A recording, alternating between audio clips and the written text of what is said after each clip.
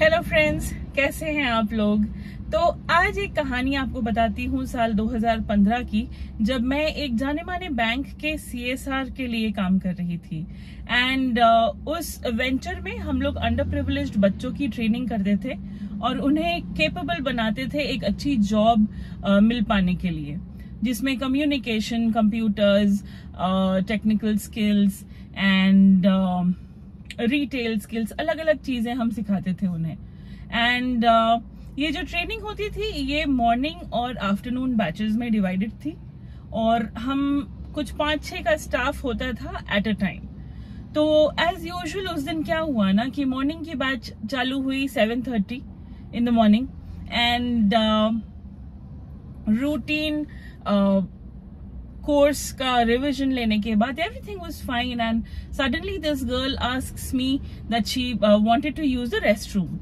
तो I allowed and थोड़ी देर बाद when she came back she sat in the classroom and all of a sudden वो unconscious होके वो गिर पड़ी नीचे एंड उसके मुंह से काफी झाग निकलने लगा।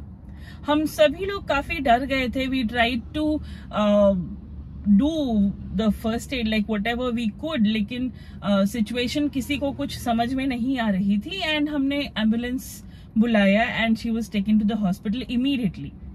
मीनवाइल दूसरे जो स्टाफ मेंबर्स थे they were trying to get in touch with her family members.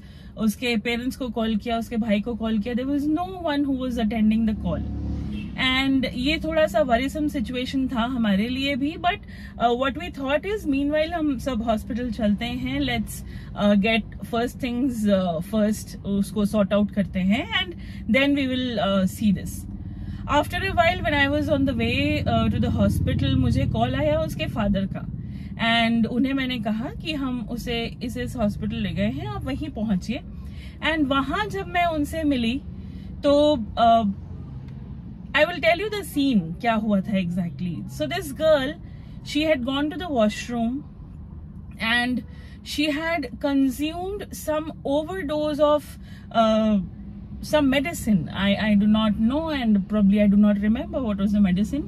लेकिन उसने एक overdose ले लिया था उस medicine का and that was the after effect which was happening to her. So When I spoke to her father, उन्हें बताया मैंने कि ऐसा ऐसा सीन है सर एंड ऐसे जो क्लास में हुआ तो हम उसे हॉस्पिटल हमें लाना पड़ा। तो her father who was a truck driver, he started crying and उन्होंने कहा कि मैडम ये पहली बार नहीं है कि ये लड़की ऐसे कर रही है, इसके पहले भी 2-3 बार इसने सुसाइड अटेम्प्ट किया है। So I was taken aback क्योंकि बहुत मुश्किल से पेरेंट्स अपने बच्चों को बड़ा करते हैं and to see the parents in such situation जहां पर खुद के बच्चों को 2-3 बार सुसाइड अटेम्प्ट करते देखा है एंड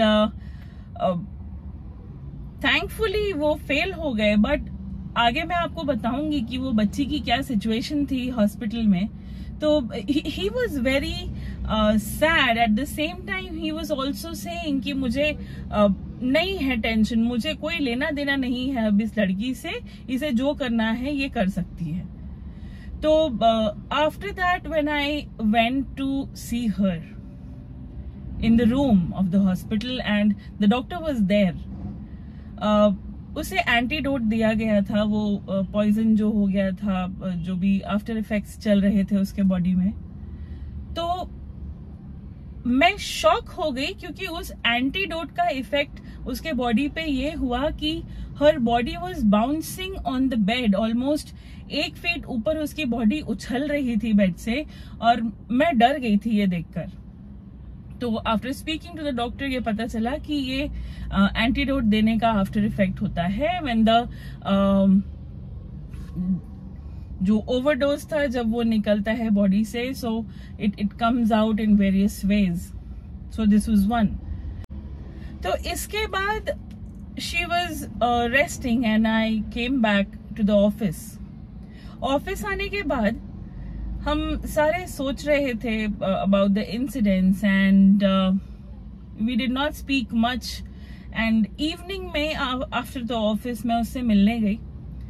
तो तब वो लड़की ने बताया कि मैम मैंने ऐसा किया, लेकिन इसके पीछे जो रीजन अगर आप सुनेंगे, so it was about her boyfriend, ठीक है, and because there was some fight between the two, the guy was threatening to share her pictures, some personal and private pictures. वो उसे blackmail कर रहा था कि if she would not cooperate, वो उसे viral कर देगा, उसे spread कर देगा, and finding no option, nowhere to go, ये बंदी ने suicide attempt किया.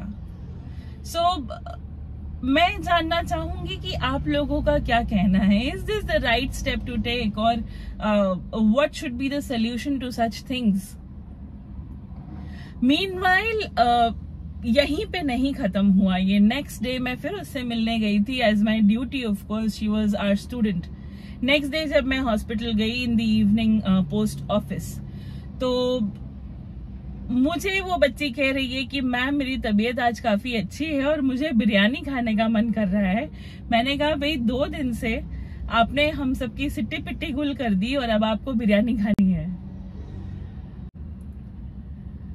तो बाकी चीजें अपनी तरफ हैं friends. What I want to know, और आई वुड आई थिंक कि हमें instead of taking such extreme steps, there is always a mean to communicate. आप अगर देखेंगे या अगर आप ऐसे कुछ सिचुएशन से गुजर रहे हैं, तो I am sure there would be people who are ready to help you all the time. You have your parents, you have your friends, you have your siblings, you have your cousins, you have your extended family. Yeah, even sometimes strangers prove out to be very good advisors and they help you come out from such deadly situations.